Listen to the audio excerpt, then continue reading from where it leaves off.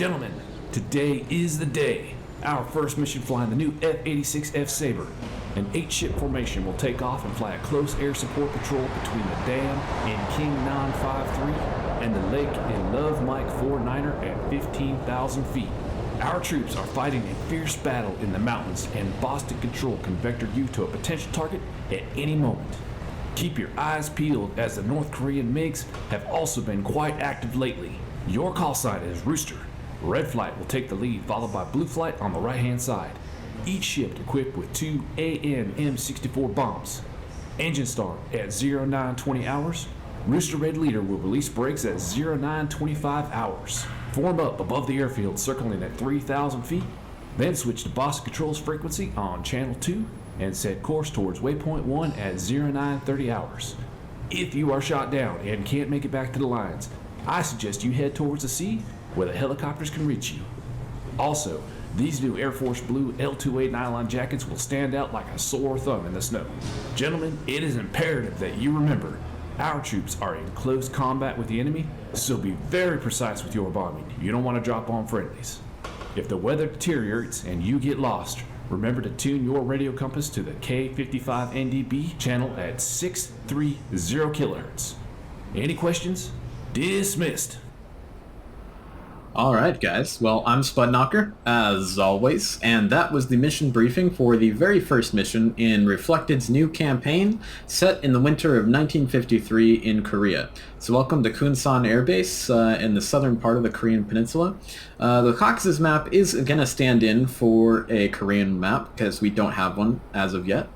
And of course, we are working with the World War II assets. They will be required for this campaign, which of course makes sense because a lot of the equipment and vehicles used during the Korean War were in fact leftovers from the World War II era. So M1 helmets, same kind of fatigues, soldiers carrying M1 Garand and M1 carbine rifles, you know, same pistols, same tanks, M4 Shermans, against largely World War II equipment from the red side, T-34s, Papa Shahs, Mosin Nagant rifles, and even Chinese irregulars that are armed with nothing, to be quite honest. Korean War was a really, really horrific war, but a very forgotten war that people really don't remember anymore. It was fought in both blazing hot conditions as well as some of the coldest conditions the U.S. military has ever fought in, such as at the Chosin Reservoir. So here we go. We're going to go ahead and get our jet started up, and we'll get rolling out to the runway and hopefully make our takeoff and taxi time if I don't spend too much time talking. So first off, we'll go ahead and get some ground electric power going. Turn on the ground power. I have not flown the F-86 for any long length of time in a long time here, so we'll see how this goes. Ground power is now on. Alright, ground power is on, so why don't we shed a little light on the subject. We'll turn on some lights. That'll help us out a bit. And we'll go ahead and turn our engine on, and we'll start cranking the starter. And we can see our RPM start to climb just a little bit to about 3%. Then we'll bring our throttle out of the stop detent. We'll let the RPM climb a little bit more to about 9-ish%, and we'll bring it up into the idle detent, bringing the jet to a full start. We'll make sure we get our oxygen turned on.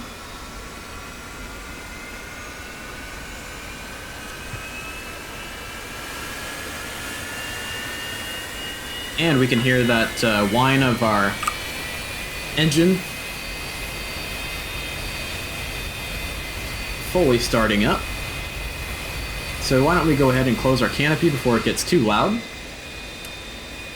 Hopefully he's wearing ear protection. Alright, let's see here what we can do. We're going to need to make sure we get our radio turned on and still on channel 1 for Kunsan Air Base, or K55. We have no drop tanks, we just have 2 bombs. We've got a full quantity of fuel, so that's good. Make sure that our bombs are set to all. We've got that. Got manual release. We'll leave our gun sight off for now, so that we do not get into an issue there. We'll go ahead and reset our controls.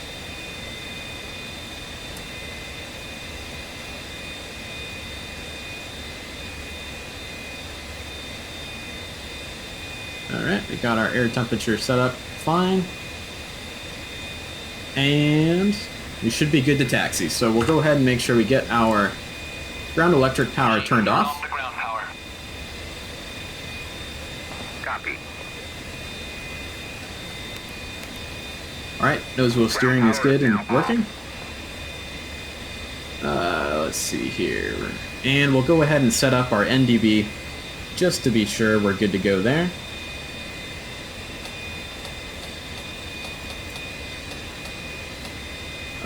We'll go here with 630. Alright, should be good to go there.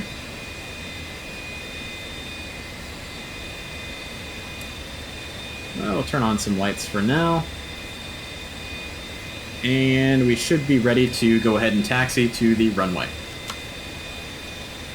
So we'll go ahead and hold our nose wheel steering switch. First, let's check the time.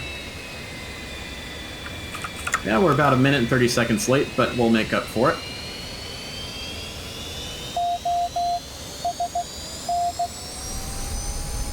Appears that our NDB is in fact working correctly.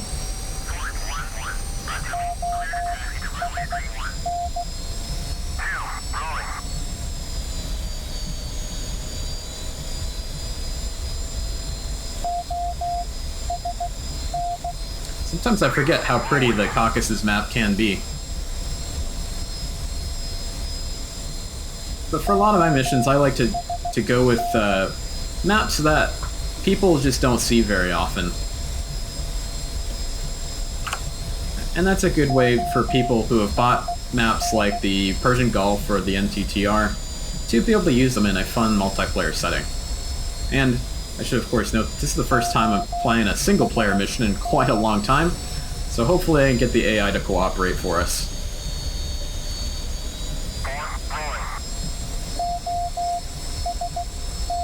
Alright, let's turn that volume for our NDB way down. Hopefully the weather doesn't deteriorate on us, but it's always a possibility here in the Korean Peninsula. Now, when Reflected first asked me to take a look at his new campaign, I was extremely hesitant at first, and that is simply because of the AI MiG-15s. They are notoriously difficult to fly with and work with. It's just because their flight model is just so terrible, unfortunately. Alright, we'll make sure that, okay, cool, our magnetic compass and our heading indicator are in fact pointing in the same direction. So we got that going for us. And we will go ahead and take off. I'm going to actually put 1 notch of flaps in. Oh, we also got to pull in our speed brakes. That could have been bad.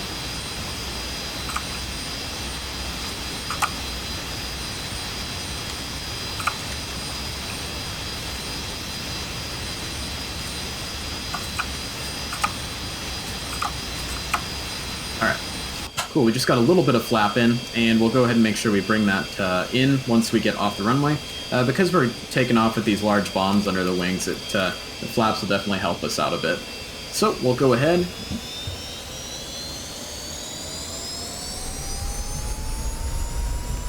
Definitely have a bit of a quartering crosswind, quartering headwind out here from the left to the right. So we'll make sure we compensate for that. Trying to stay on the center line as much as I possibly can, but sometimes that doesn't always work out the way you want it to.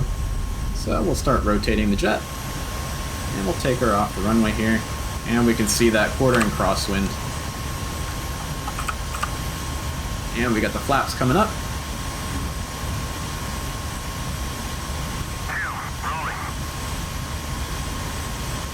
And of course we can see some more World War II assets in the mission, in the environment. Boston Control, airborne with 8 Sabres. And a little Liberty ship down there. This is Boston Control. Nothing to report at this time. Proceed to the target area. Delivering supplies to the Marines and soldiers up at the front.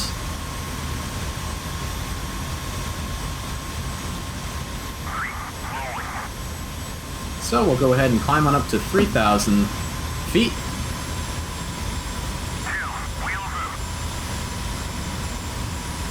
Oop, looks like we broke our altitude a bit, coming up on 4,000, but that's not too big of a difference. You can kind of surprise yourself with how much get up and go the Sabre really has. Alright, we got 4 rolling.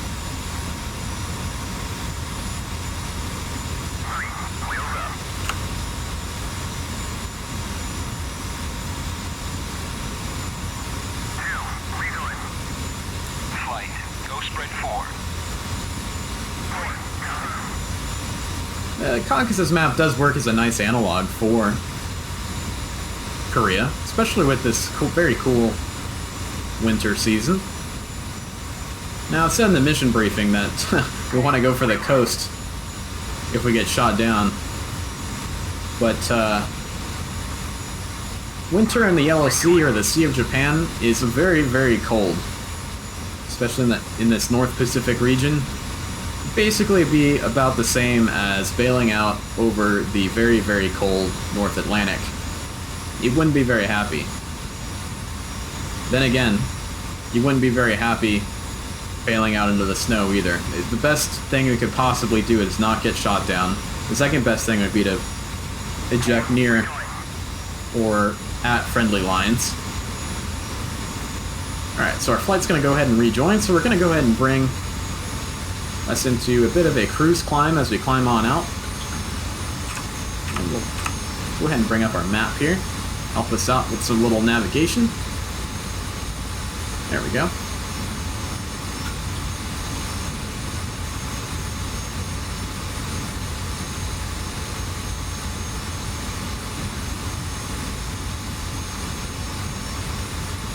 That's rather interesting to see that. I never really realized this before, but DCS actually models magnetic compass deviations and compass errors, which you can see once in a while when you're flying an older airplane like this guy. You can also very much see it in the modeling of the F-14 Tomcat, especially when you're around the carrier and you get that big chunk of metal out there. Messing with your backup magnetic compass. So we'll go ahead and get our jet set up for combat, just in case we happen to run into any Chinese MiGs in the area.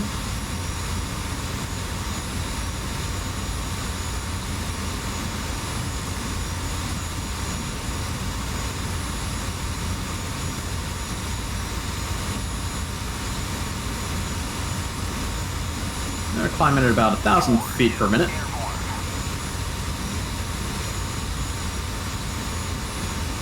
Really want to watch our fuel. We can already see we've burned up quite a bit of fuel. Well, almost about 300 pounds already worth of fuel, so we gotta be very careful with that. Let's skirt around this little cloud here. Eagle to Boston Control. We're checking out. Returning to base. I really hope that is Eagle flight up there, and not some MiG-15s, because they got a massive altitude advantage on us. And we can see our gaggle of chicks behind us. Now this weekend I was going to do a review of my new War BRD and T50 grip from Purple. However, I figured I'd get a little bit more practice with it and get a better bit of a feeling for it before I make a full-on review. Just simply because I just got it started. It was a bit difficult to get going. There were some issues there, but now that I have it all set up and good to go, it's very, very interesting stick. I will say that. It's unlike anything I've ever felt in a simulator or a simulator peripheral. And it's really almost unlike anything I've ever felt in terms of a real aircraft stick. So it's very interesting in that perspective, and definitely stay tuned for a video on that. Alright, so we're coming back onto course here. Obviously we have no HSI or anything like that here in the F-86, so we're really just relying on our piloted skills and other things in order to help us navigate. Alright, let's make sure we've got these bombs ready to go. I just hope we don't run into Casey Jones. He hasn't been seen in a while. Who's Casey Jones? Who the hell is Casey Jones? Oh, he's a real honcho. He's flying a red-nosed MiG, and whenever he shows up, our boys die. He's like a ghost, impossible to catch. Humbug. I don't believe in ghosts. Let's focus on the mission, shall we?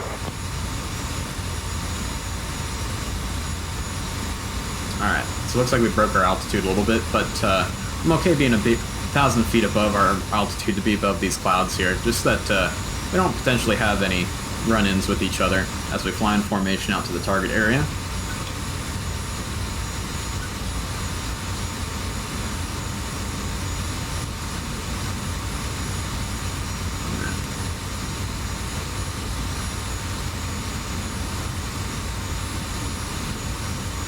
Try and make sure we've got...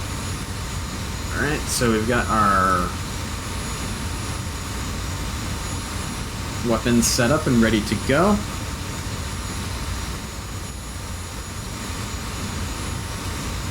I think that DCS can do multiple eras very, very well, and the early jet era is definitely a place I think DCS can really shine.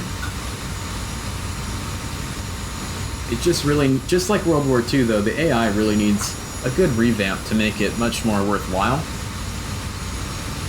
Let's slow it down here a bit so that our friends can catch up.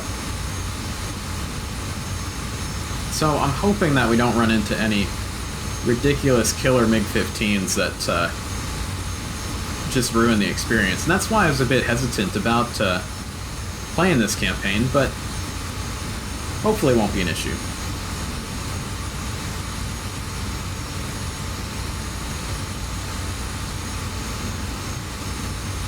About 350 knots right now. You can actually make the F-86 get up and go pretty darn well. It's actually a little surprising sometimes. Alright, there's two. Perfect. Good. Keep making sure we're on course here.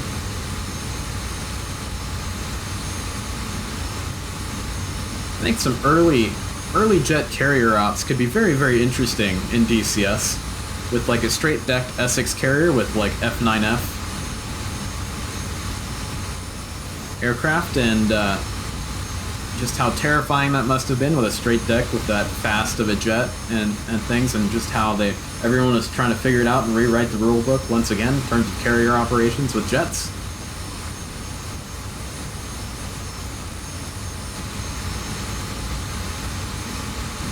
Also another reason why we need a Sky Raider in DCS, of course. That would be very, very cool. Be able to fly the SPAD.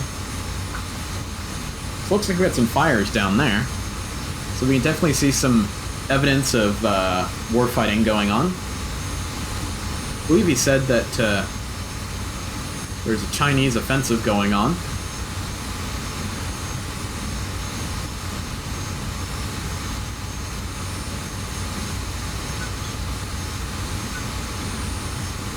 I'll make a slight correction to the right here. I believe the dam is right up there in that valley.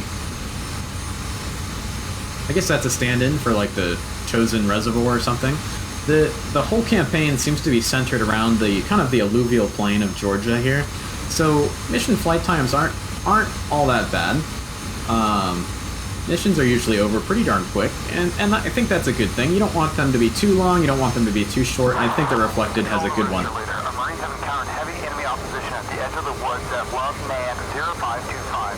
Turn to a heading of 062, provide air support. The target will be marked by red smoke. Do not engage south of the river. Over. Alright, so we'll turn to a heading of 062. Control, roger, 062. Dropping on red smoke north of the river. Over. So unlike a multiplayer mission where you have to be a bit more on the game as a, on the ball, so to speak, as a flight lead, you know, you can just turn and your wingman is just glued to you.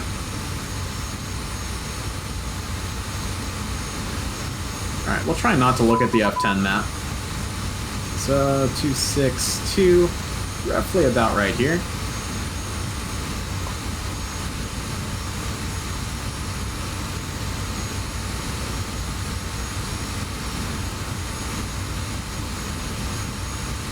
I think that it would be very cool if ED, or their newly absorbed Belsom Tech, could do an artistic revamp of the F-86 cockpit. It does look a bit dated. There are some textures and 3D models in here, especially, you know, the cover for the stick down there, that look a bit dated. But it's still, so far, a very fun airplane to fly, and I'm glad I got back into it. So I definitely thank Reflected for giving me a... Oh yeah. They look high, too. 062, we're coming a little bit. We've got to make a bit of a wind correction here. And flying is just incredibly precise with this new stick. It's very interesting. It's a very different feeling. But it feels really good. Alright. Alright, we got our lights off, so that's important. These guys are still up here. Hopefully they don't see us. Still flying out, correct heading. Let's see where we are on the map.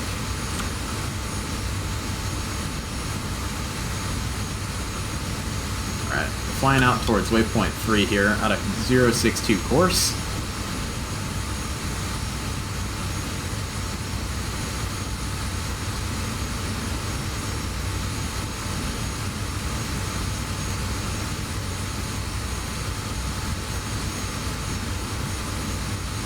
Alright, let's see what happens here.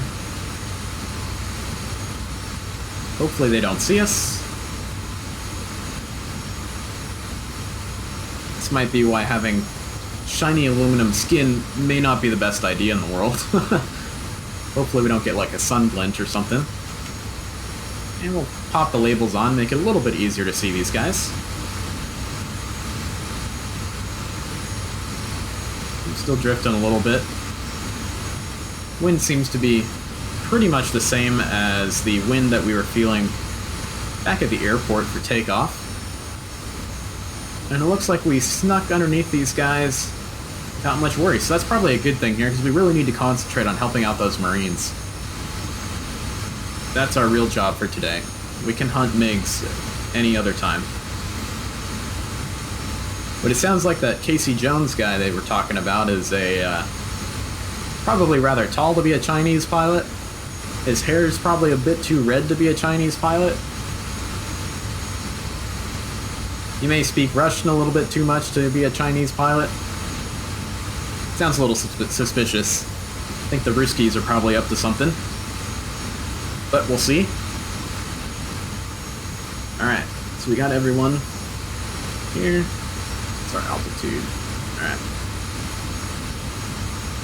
Came down a bit, so we'll bring the altitude up a bit more. Alright, let's check. And what do you know? There's our red smoke.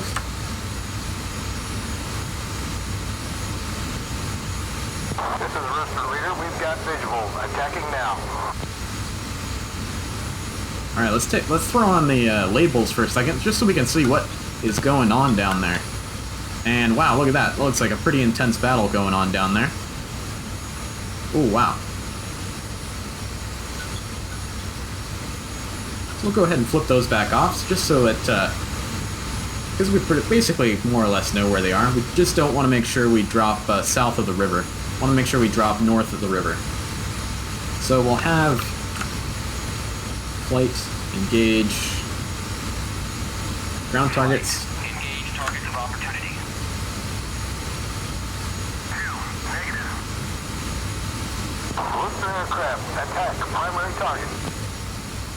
Roger, attacking primary target.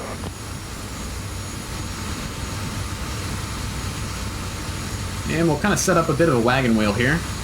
Let the AI flights do their thing. Hopefully we can get my flight to do their thing as well. Gauge. Flight.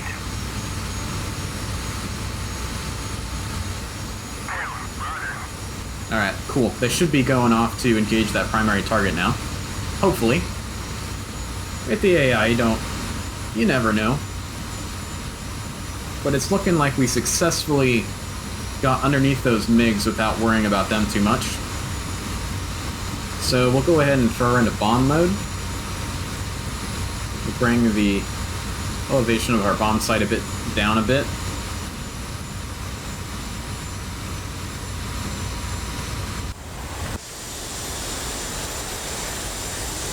So we got 2 coming around.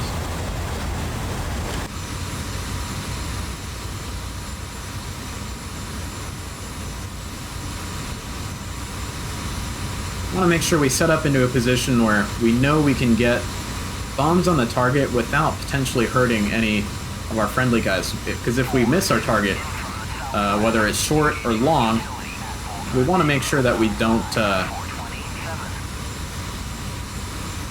We want to make sure that we don't accidentally drop on our friendlies.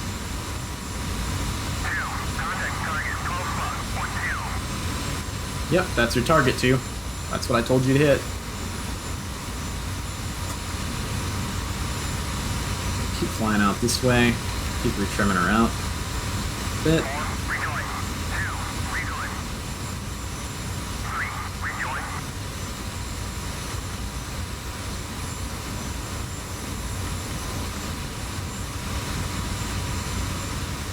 So why don't we go ahead and roll on in, making sure that we have a good lineup on our target. And we can see some bombs dropping down there. Kaboom.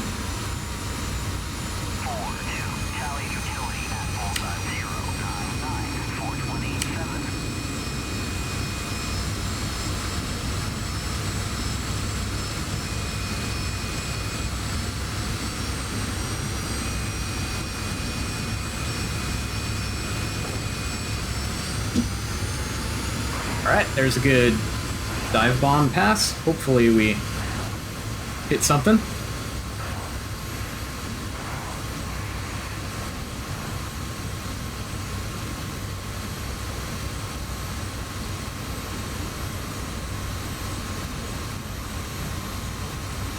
You can see my bombs coming down, and splash. That looks pretty good.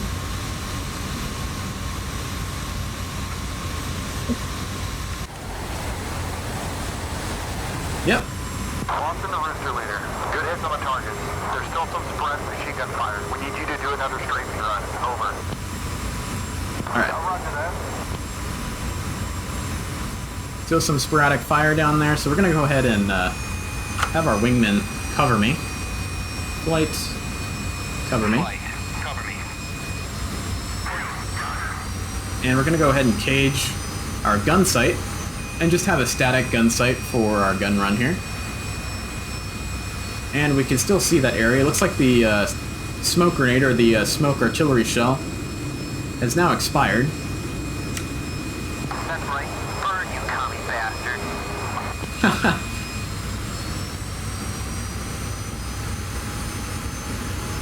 Good hit, good hit.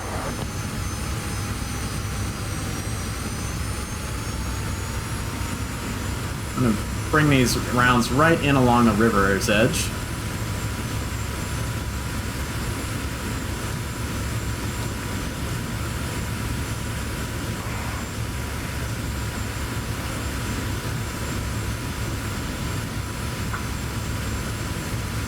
Alright, seem to have a bit of an issue here.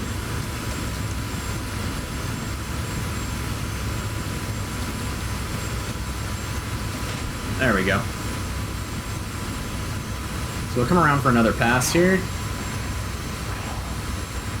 We'll just say for the sake of argument that that was a pass to find out where the enemy was.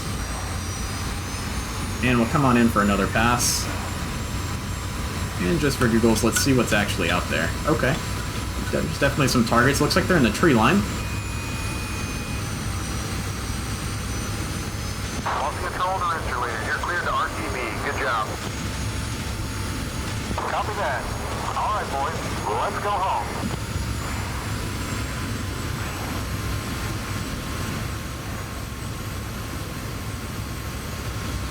That's a little lame. I think we got some good hits with our bombs, though, that's for sure. But I'm going to go ahead and do one more strafing run before we head on out. And we'll make sure we keep some bombs, or sorry, some gun ammunition, just in case we do have a couple MiGs jump us.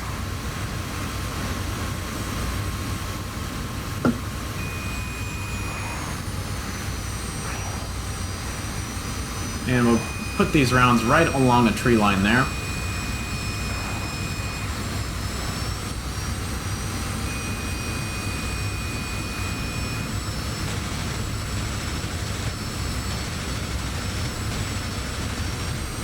Alright. So there's definitely some fires in the tree line there, so we'll go ahead and head home. Looks like there's some fighting going on down here as well. So we'll climb on up and we'll have our guys rejoin. Whisper aircraft, rejoin formation. Roger, rejoining formation. Flight, join up. So we'll have our 7 chicks come in and rejoin us. Hopefully they aren't too far away. I'm not seeing any of them around.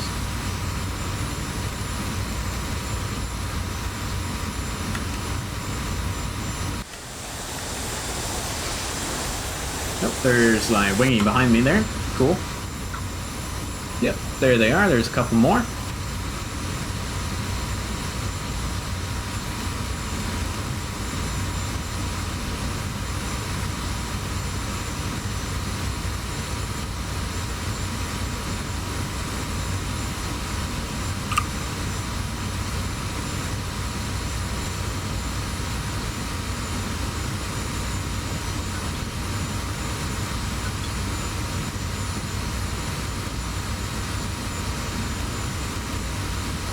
Retrimming her out a bit.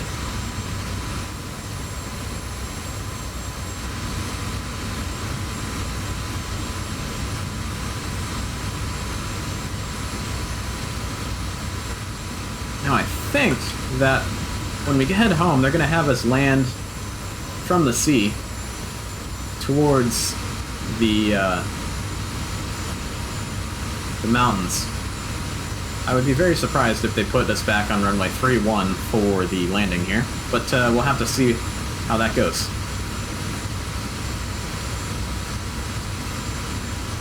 Get ourselves climbed up to a higher altitude.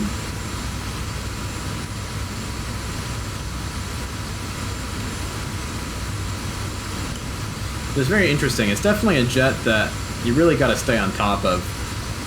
It feels like flying a P-51 that's faster and without torque and the other left-turning tendencies that you get with a propeller-driven aircraft, like P-factor, torque, spiraling slipstream, all of that kind of stuff. And so it's very, very nice to fly. It definitely feels like a Cadillac of the sky if you haven't flown the F-86 yet. I do know that it is rather cheap for a DCS module. I think it's only about 30 bucks. So I would definitely recommend you pick up this module if you don't have it already. And if you haven't flown it for a while, this campaign is a really good excuse to get back into it. Get back on course here. Looks like our wingies are way the heck back there, so we'll slow it down for them. This is one of those weird things with the AI that, you know, the AI doesn't necessarily fly at the same speed that you can fly at. For crews in certain airplanes, I know this happens a lot with World War II airplanes, it happens in the F-86. things like that. There's always going to be some limitations with the AI, but so far I think this campaign is pretty darn cool.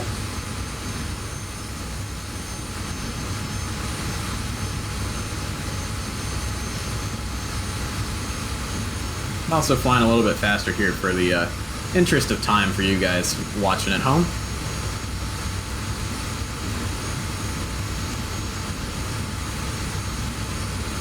Definitely gotta keep on the trim in order to stay straight and level. VSI and altimeter are your friend here.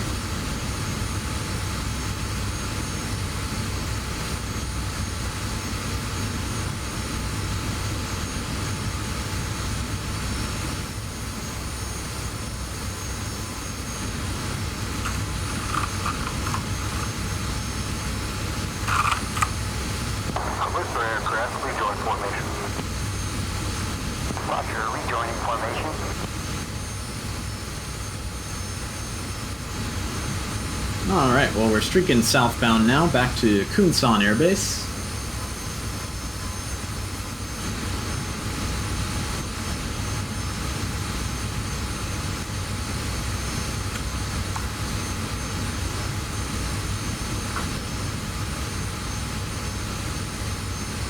Oxygen level is fine, we'll make it home with that.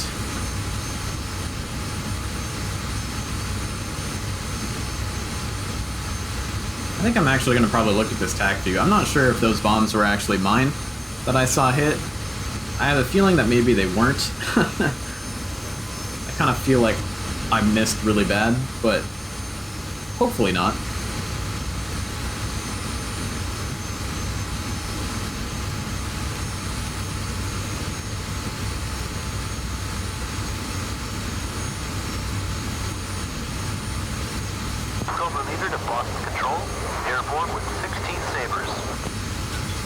Ooh, that's a lot of jets. Control to Cobra, 330, Angels 32, over.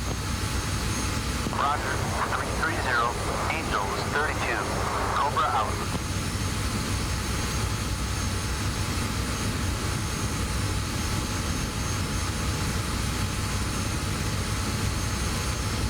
That sounds like they're probably going out for a combat air patrol over the Yalu River, doing some MiG hunting.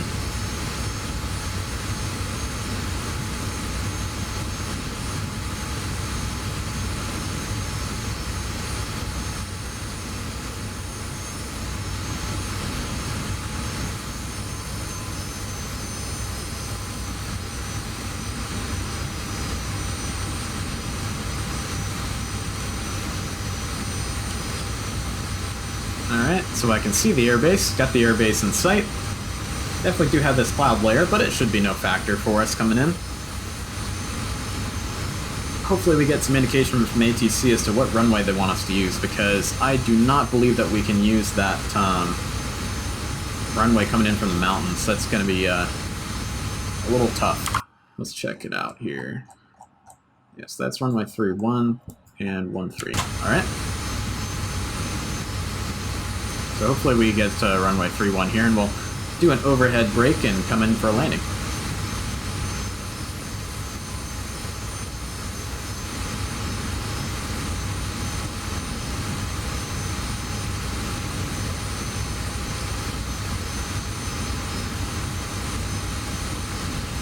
And for all you guys out there who are wondering about the Sabre, if you don't have it already, the Sabre is a very, very easy jet to fly here in DCS.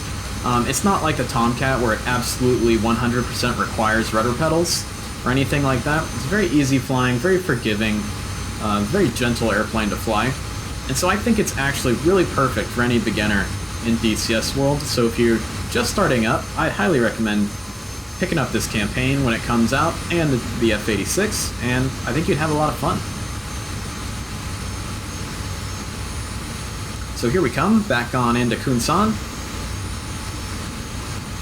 And why don't we go ahead and pull the power and bump the nose, and we'll start our descent into the airbase. That landing gear horn is horrifically annoying.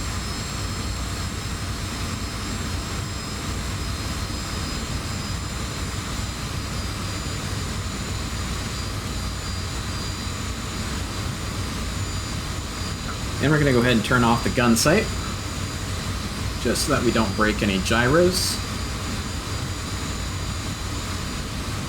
Rooster to Boston Control, checking out, returning to base.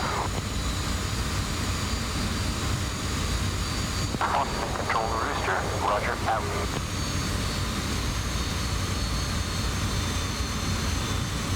Alright, so it looks like we only used about a half tank of gas.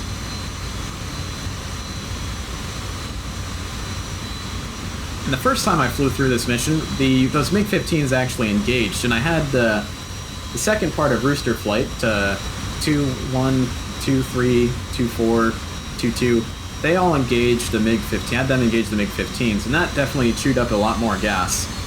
But this works just as well. So there is some randomness into the mission, so not every single playthrough is going to be exactly the same, which really ups the value and replayability of the mission.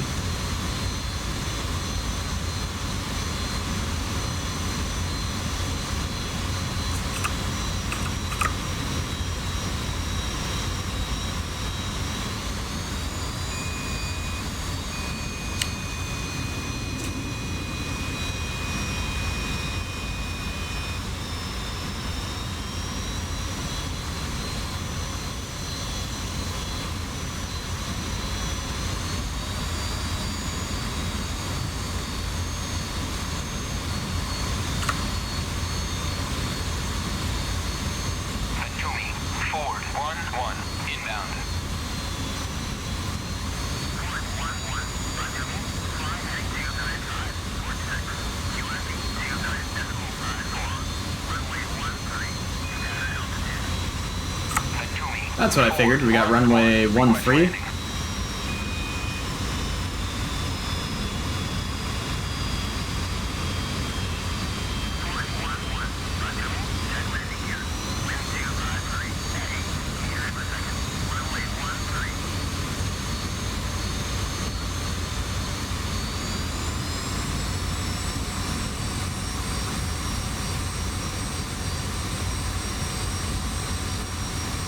And we'll go ahead and fly down the runway here. And we'll make our break right at the edge of the runway. Looks like our runway's clear. We got no one taxiing on the taxiways.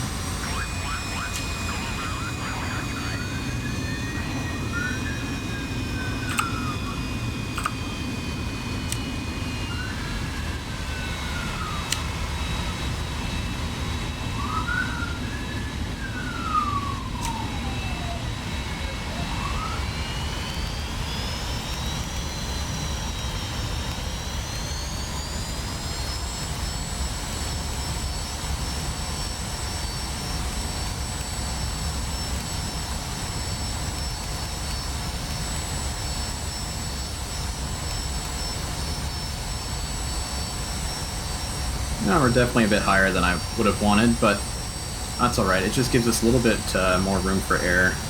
So I haven't flown an overhead brake in the F-86, probably ever. So we'll see how this goes as we come in, turning into the base leg from the downwind.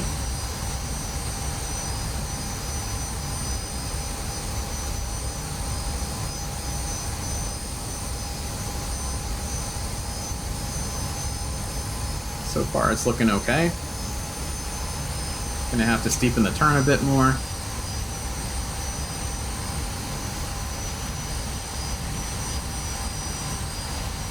Probably should have extended my downwind a bit more. Not sure if they had PAPIs during the Korean War era. But it works. It's all just fun.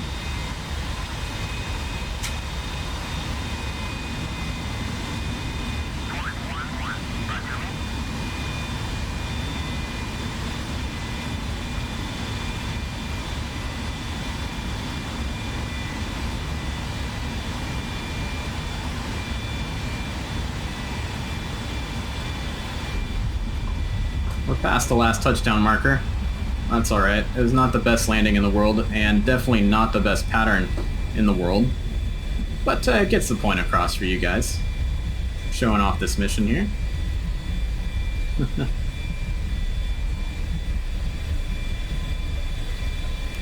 And we'll use our nose wheel steering to get off the runway here.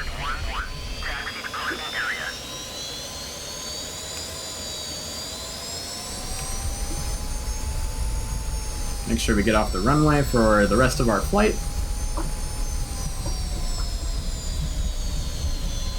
There we go. And we'll get back to our parking spot where we started. Takes a lot more throttle to taxi in the F-86 than is very comfortable, that's for sure. And we'll taxi right on up next to our friend in the Jeep, just like where we started.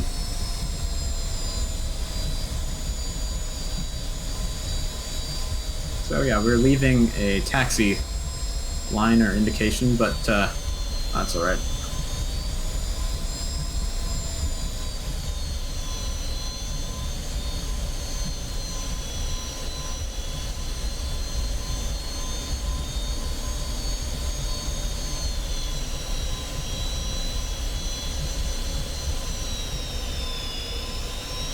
We'll taxi up a little bit more, back to where we started from, and that should be good right there. Alright. Well, that's it. It's a very, very fun campaign. That mission was a bit tame compared to the rest of the missions in the campaign. They get pretty crazy with massive dogfights, working with F-51D, a ground attack aircraft, the F-51, of course, being a P-51, but with the Air Force designation of F-51 rather than the P for pursuit. And so it gets a lot more interesting, a lot more fun. The storyline progresses and continues, and I think you guys will really like it. Even though we don't have an actual Korean theater map, the Caucasus in wintertime suits us just fine, especially with that big dam out there standing in for like the Chosen Reservoir or things like that. So I hope you guys enjoyed the video, and if you would like to see more of this campaign, please let me know in the comments section, and I definitely will. If you like my channel and like my videos, please consider subscribing on Patreon. Any pledges definitely help and help support the channel. And if you pledge more than $15, we can go ahead and fly together and do some lessons, whether it's in the F-86 or any of the more advanced jets. So I hope you guys enjoyed, like I said, and fly safe, guys.